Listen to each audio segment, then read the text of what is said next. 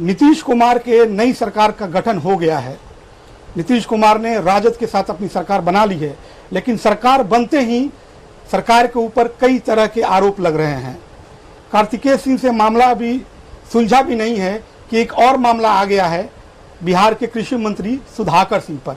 जी हाँ, ये राजद के प्रदेश अध्यक्ष जगदानंद सिंह के बेटे भी हैं। सर, पहले तो आपको बहुत बहुत बधाई कि आप नई सरकार में मंत्री बने हैं और काफ़ी इम्पोर्टेंट पोर्टफोलियो आपको मिला है, तो आप इसको कैसे देखते हैं as agriculture minister of Bihar? आज कृषि मंत्री के तौर पे हम देखें तो आज पूरे उत्तर भारत जिस तरह से ड्रॉट सूखा का प्रभाव है, ऐतिहासिक रूप से साक्ष्य नहीं है कि इतने बड़े पैमाने पर अकाल पड़े हैं। और उस दौर में हम बीच में आज हम मंत्री के रूप में दूसरे तीसरे दिन काम शुरू किए हैं, तो ये बड़ी चुनौती भी है। और एक विशाल आबादी इस कृषि आधारित राज्य पर, कृषि आधारित राज्य भी है हमारा, आबादी निर्भर भी है, वो हम लोग कैसे उनको मदद कर पाएंगे, इसके लिए लगातार हम लोग मंथन कर रहे हैं। और बहुत छोटे स्तर पे हम लोग सहयोग शुरू किए हैं। डीजल अनुदान का सवाल हो या हम एक सूखा के बाद हम इमरजेंसी प्लान में हम लोग कुछ नए खेती के लिए बीज हम मुहैया कराते हैं। प्लस ये आपदा का है सवाल कि आपदा के जरिए भी हम लोग किसानों को मदद करेंगे, कृषि इनपुट देंगे हम कि आपका खेत में फसल लगा लेकिन उसको पैदा नहीं हुआ तो उसके लिए ये सब जो पैसा हम देते हैं बहुत छोटा, उससे किसी का जीवन यापन नहीं होगा। अब ये विकट जो परिस्थिति पैदा हुई इतिहास में, ऐसे 100 साल में 200 साल में एक बार पैदा होता है। राज्य के पास जो साधन है, बिजली की सप्लाई, नहरों के में पानी की व्यवस्था, उसको हम अधिकतम यूटिलाइजेशन करने का हम प्रयास कर रहे हैं कि जितनी अधिक से अधिक खेती को बचा लें। अगर हम प्रयास सार्थक करेंगे, सही दिशा में करेंगे तो अधिक से अधिक खेती को बचा पाएंगे। इससे बिहार जैसे जो आत्मनिर्भर राज्य है किसी तरह से खाद्यान्न में, अगर यही हालत रहा तो हमको बाहर से अनाज की ज़रूरत पड़ेगी। नई सरकार का गठन होते ही सुधाकर जी, आपके ऊपर चावल घोटाले का आरोप लग रहा है कि आपने 2013-14 में एक मामला था जिसमें आपने गबन किया था करोड़ों रुपए का। इस पर क्या कहेंगे आप?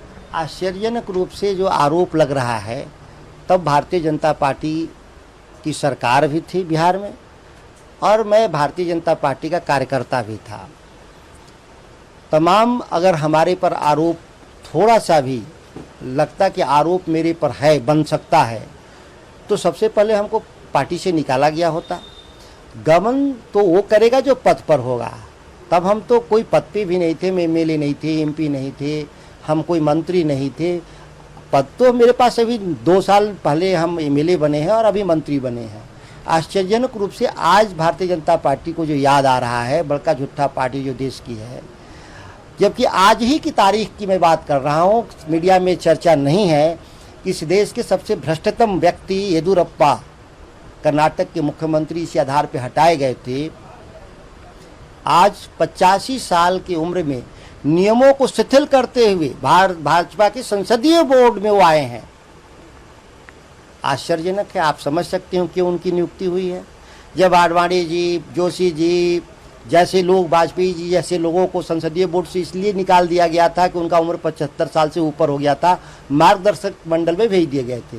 आज मार्गदर्शक मंडल से निकाल करके भारतीय जनता पार्टी की रणनीति बनाने वाली कोर कमेटी में उनका नाम आना, यह साबित करता है कि भड़का झूठा पार्टी के सामने यह नैतिकता का दोहरा मापदंड है।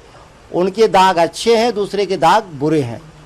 आपके बारे में सुधाकर जी ये कहा जा रहा है कि 2013 का जो मामला है, राइस जो है वो सरकार को देना था, आपने सरकार को नहीं दिया, जिसमें करोड़ों का घाटा हुआ। रामगढ़ थाने में आपके ऊपर मामला भी दर्ज हुआ था।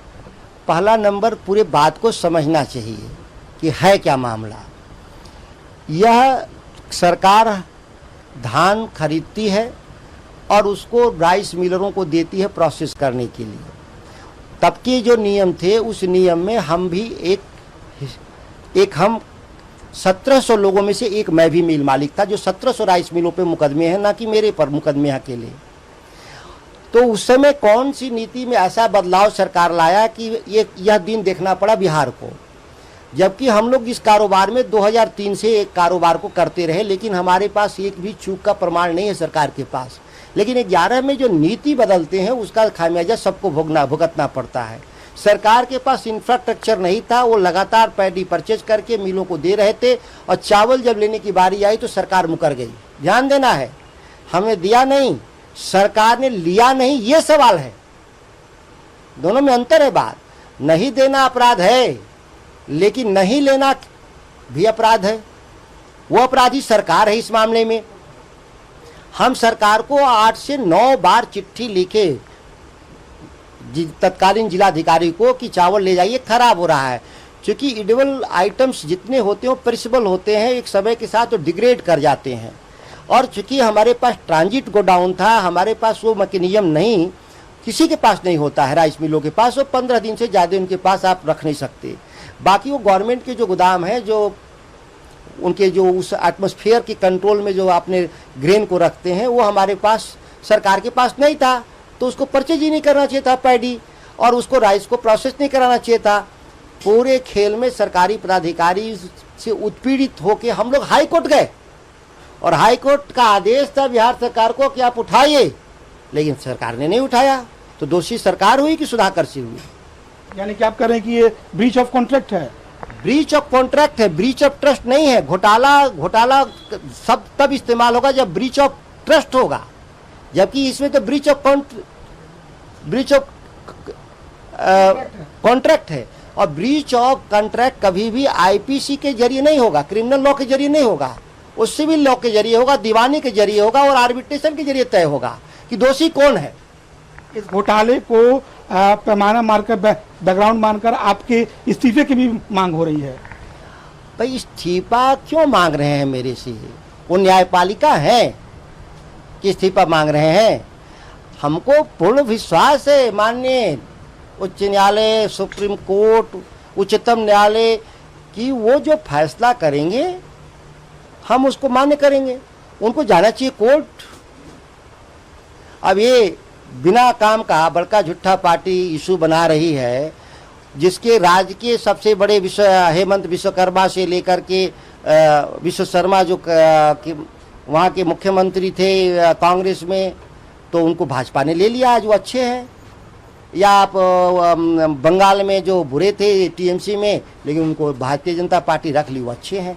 तो ये ब्लैकमेलिंग का काम है इस पार्टी का, लोगों को डराना धमकाना। तो इससे हमारे जैसे नौजवान नई पीढ़ी डरते नहीं, और हमको सुप्रीम कोर्ट से इस मामले में रिलीफ है, और सुप्रीम कोर्ट से बेल है, हम रेगुलर बेल पर हैं।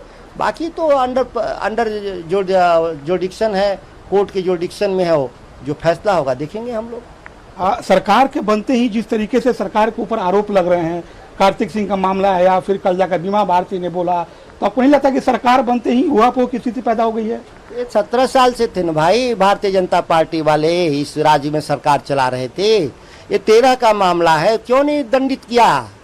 हम तो उसी पार्टी में थे। ये जो आरोप लगाने वाले की पार्टी का ही मैं सदस्य था, और हमको मेरे पर आरोप था, तो पार्टी से निकाला क्यों नहीं? कुछ ऐसी बातें हैं जो हमेशा चर्चा में नहीं करना चाहता, लेकिन केवल ब्लैकमेलिंग है कि हम लोग राष्ट्रीय जनता दल के साथ क्यों खड़ा है आज, और हम लोग क्यों राजनीति कर रहे हैं राष्ट्रीय जनता दल के साथ, सरकार बनाए हुए हैं, उनकी यह चिंता बनी हुई है।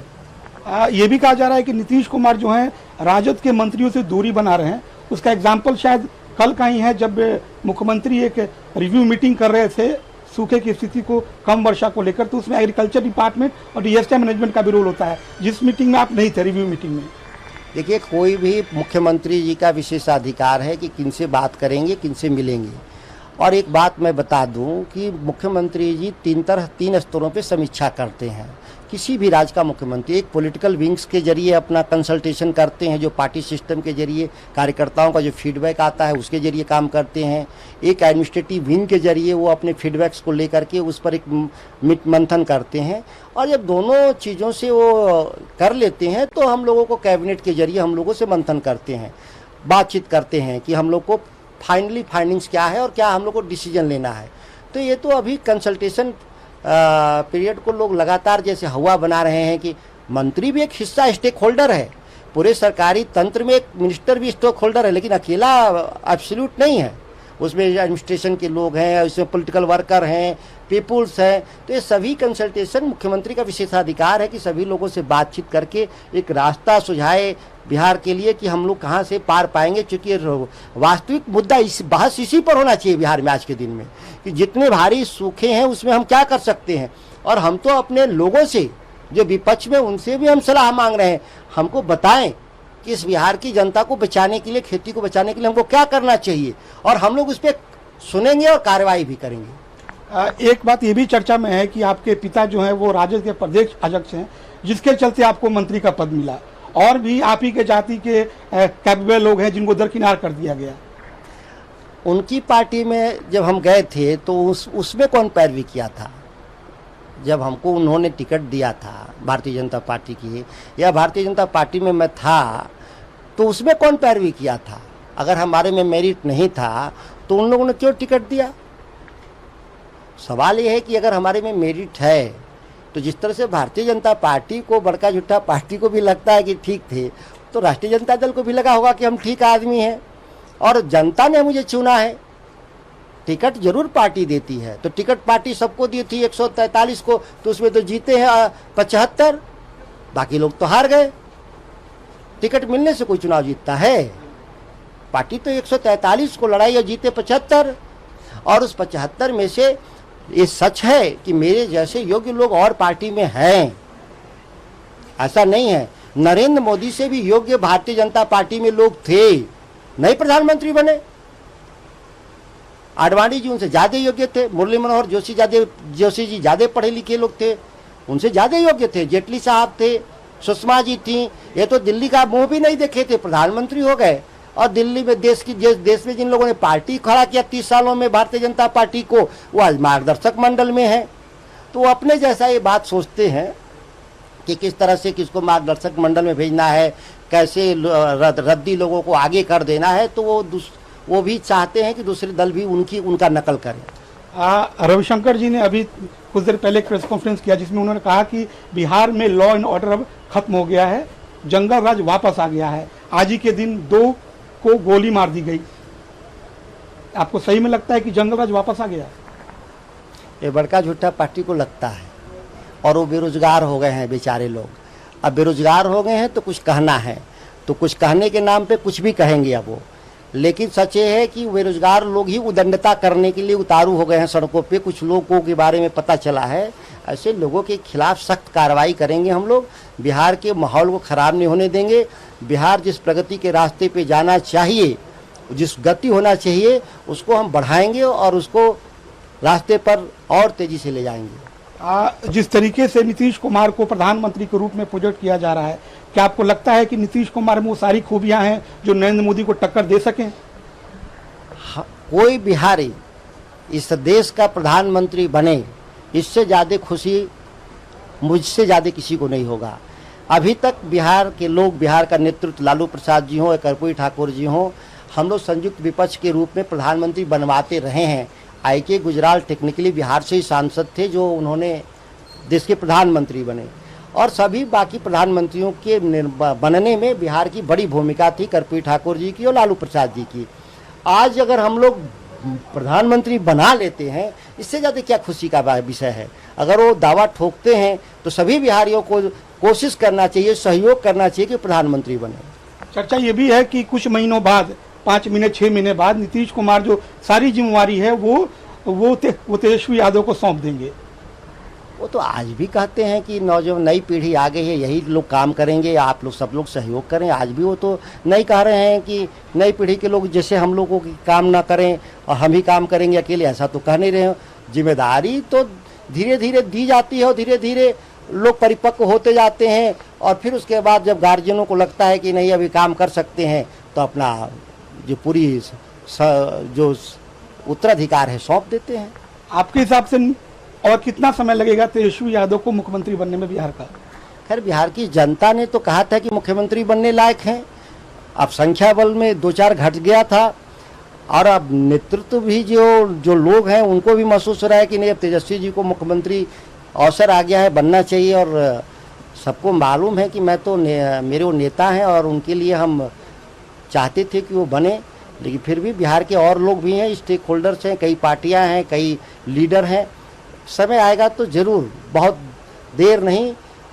मुख्यमंत्री जी का खुद का कहना जो है उसमें लगता है कि लगता तो नहीं कि बहुत देर होने वाला है इन सब चीज़ों में।